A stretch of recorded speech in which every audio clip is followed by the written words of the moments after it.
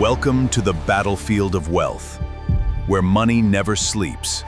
This is Greedonomics.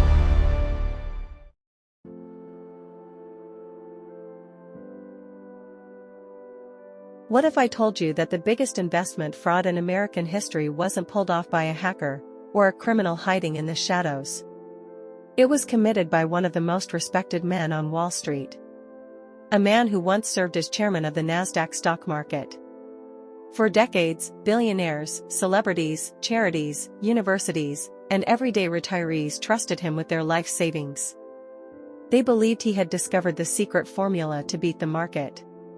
Instead, they were funding one of the largest Ponzi schemes ever created. When the truth finally surfaced in 2008, more than $64 billion had vanished on paper. Families lost their retirement. Charities shut their doors. Fortunes disappeared overnight. And one man's lies changed the financial world forever. This is the unbelievable story of Bernie Madoff.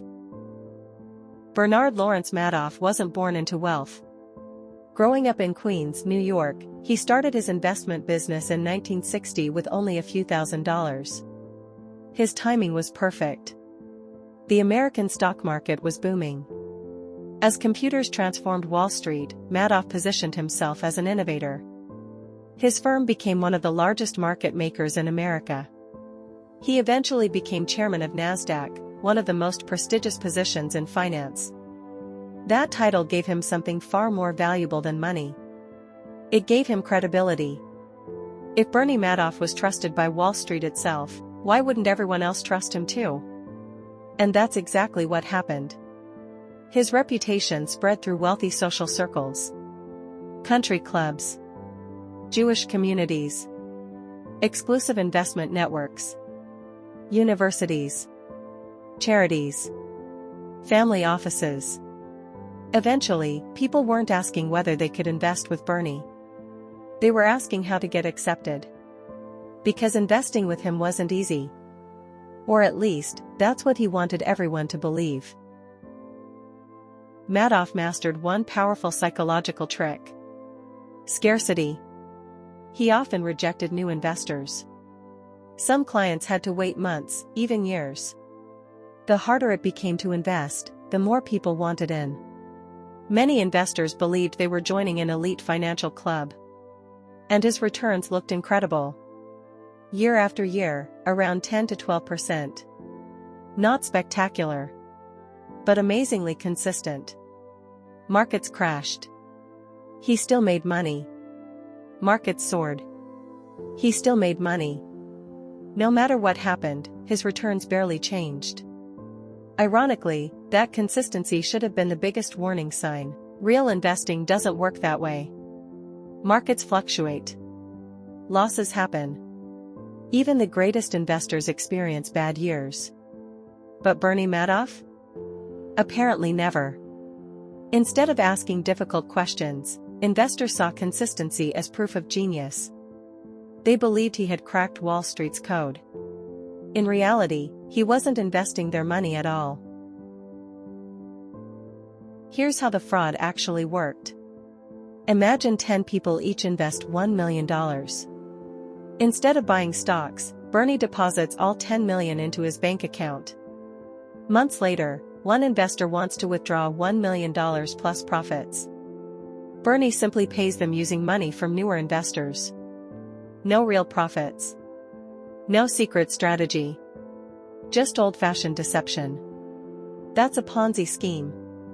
As long as more money keeps flowing in than flowing out, everything appears normal. Clients receive account statements showing imaginary profits.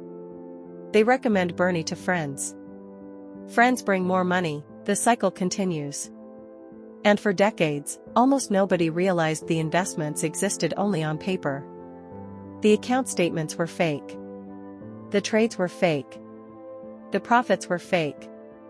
But the victims' losses? Those were painfully real. He was famous only on Wall Street, a big money manager, founder of his own firm at age 22. The basic concept of Wall Street, which sometimes the regulators lose sight of, as do the academics, it's a for-profit enterprise. He became chairman of the NASDAQ, an authority on regulation. No one's going to run a benefit for Wall Street. So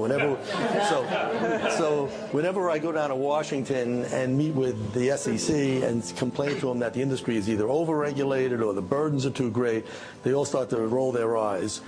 But in December 2008, if you work on a trading desk, stop what you're doing for 1 second. Bernard Madoff became a household name. The FBI arrested him this morning after he told senior employees yesterday that his business was a giant Ponzi scheme. Tonight, as much as $50 billion is gone, vanished. From Madoff clients around the world, including celebrities like Steven Spielberg, Kevin Bacon, and Elie Wiesel, and regular investors like Betty Greenfield, who lost everything. I kept saying, this can't be. This just is not happening.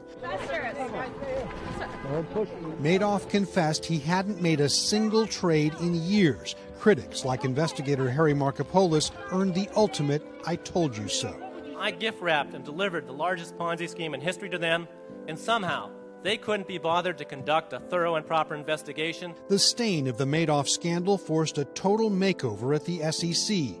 I think there is a need for a refocus here on investor protection. But the impact went much further. Bernie Madoff may have done more to tear down investor confidence than any individual in history.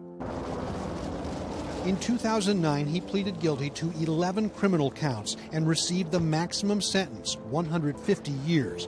In court, he insisted it was all his idea. His family, he claimed, knew nothing. Are you going to give up your fortune, Ruth? How could they not know? Ruth Madoff was Bernie's high school sweetheart. For a brief time, she kept the books. Their sons, Mark and Andrew, ran the trading business. They, too, insisted they didn't know. But for Mark, the older son, the suspicion alone was too much. The body of Mark Madoff was found at his New York City apartment this morning, exactly 2 years after his father was arrested in a massive swindle. Just 46 years old, Mark Madoff became the third suicide linked to his father's fraud. 4 years later, in 2014, younger son Andrew died after a long battle with cancer, maintaining his innocence till the end, having refused to speak a word to his father since he and his brother turned him in. My father, what he did was awful and affected the lives of so many people, stole people's dreams and futures, and us among them. And I'll never forgive him for that. To the end, in letters from prison, Madoff defended his family, even his younger brother Peter, who also went to prison for falsifying records. But he said others were complicit in the fraud, including his bankers and some of his biggest investors. He claimed he pressured them to give some of their money back. Those parties were well aware of the incriminating evidence I possessed about their complicit activity and wisely came forward with settlements, he wrote in 2013. But the authorities say Madoff was never any help, and the remorse he claimed in every message is suspect as well. At his 2009 sentencing, Madoff turned to his victims. "I'm sorry," he said. "I know that doesn't help you." It didn't, and neither does Bernie Madoff's. What's incredible is that someone actually figured out the fraud years before it collapsed. Financial analyst Harry Markopolos repeatedly warned the Securities and Exchange Commission. His conclusion was simple. Bernie Madoff's returns were mathematically impossible. He submitted detailed reports. Again. And again. And again. Yet regulators failed to act. Investigations were superficial. Warning signs were ignored. One of history's largest financial frauds continued for years, not because nobody suspected it, but because the right people failed to listen. It's one of the biggest regulatory failures in American financial history. Then came 2008. The global financial crisis. Suddenly investors wanted their money back. Billions of dollars. At the same time, there was just one problem. The money didn't exist. After decades of paying old investors with new money, the scheme finally ran out of cash. On December 10, 2008, Bernie confessed to his two sons. The next day, they contacted federal authorities. The empire collapsed almost instantly.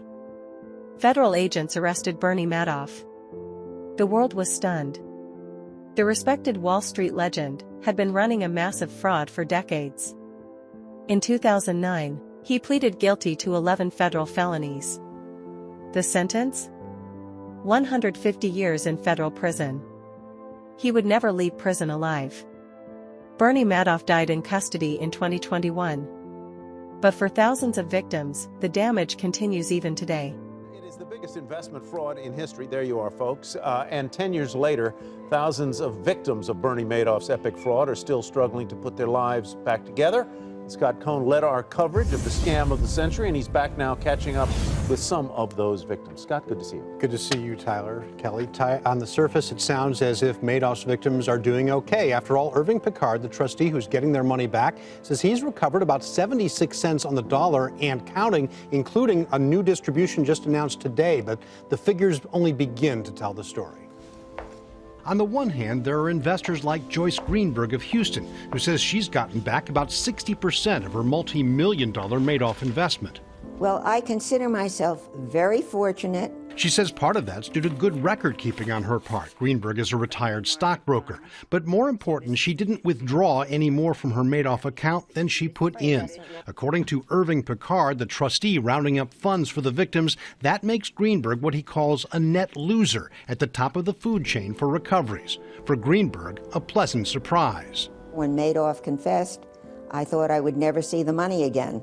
But on the other hand are clients like the Kent family from Georgia. Like thousands of victims, Eileen Kent's parents withdrew more money than they invested, believing that the returns on their Madoff statements were real. It was shock, it was disbelief, it was distrust. Under Picard's formula, upheld repeatedly in court, the money the Kents withdrew beyond their investment, which was based on what turned out to be fictional brokerage statements, was not theirs to take, making them, in the eyes of the law, net winners.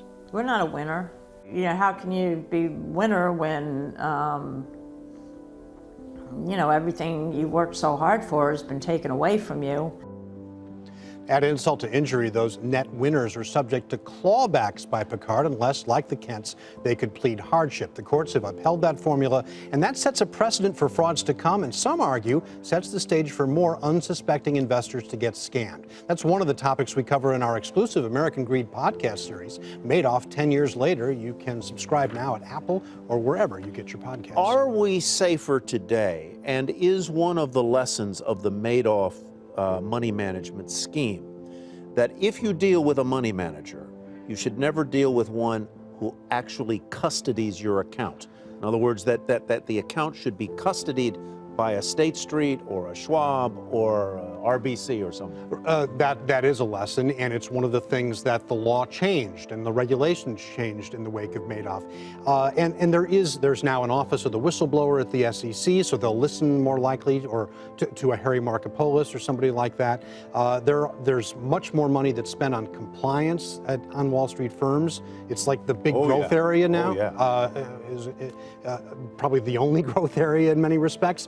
But crooks get around the laws, they get around the rules, and as sure as Bernie Madoff did it 10 years ago, someone's going to find a way. So the key lesson is, yes, this can happen again. You got to keep asking questions.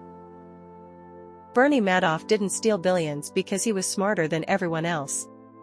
He stole billions because he understood something even more powerful than money: trust. People trusted his reputation, his confidence, his consistency, his status. And once trust replaced verification, the fraud became almost unstoppable. The Madoff scandal permanently changed financial regulation. It forced investors to ask tougher questions. It reminded the world that if an investment seems too perfect, it probably isn't real. Because on Wall Street, the most dangerous words are still guaranteed returns. If you enjoyed this documentary and want more stories exposing the world's biggest financial scandals, corporate frauds, and billion-dollar deceptions, subscribe to Greedonomics. Because behind every fortune, there's always a story. And sometimes, it's a crime.